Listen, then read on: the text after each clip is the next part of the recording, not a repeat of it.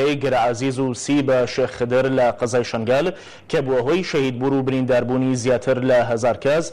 نووسنگەی کاروباری ئێزیدیەکان لە سکرتارەتی هەڤاڵ مامجلال سکرتێری گشتی یەکێتی نیشتیمانی کوردستان بەیاننامەیەکی بەو بۆنەوە بڵاو کردەوە.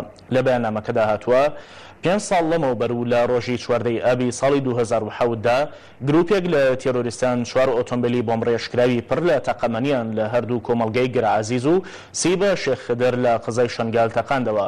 بەو هۆیەوە 320 کەس شەهید بوون هەر لە ژن و مناڵەوە تا دەگاتە پیر و گەنج.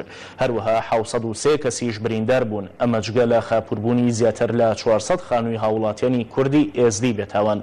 لە بەشێکی دیکەی بەیاننامەکەی سکرتارەتی هەڤاڵ مامجلالدا هاتووە. لەم بۆنە خەمناک و ئازاربەخشەدا سوورتر دەبین لەسەر کوردستانی بوونی خاچی پیرۆزی شنگال. داوەش لە حکوومەت و پارلەمانی کوردستان دەکەین هاوکاری و پشتیوانی خەڵکی شنگال بکەن، ئەوەش لە ڕێگەی فراهەمکردنی خزمەتگوزاریەکان و گەیاندنی پرۆژەکانی بنیادنان و ئاوەدانکردنەوە بەو ناوچەیە.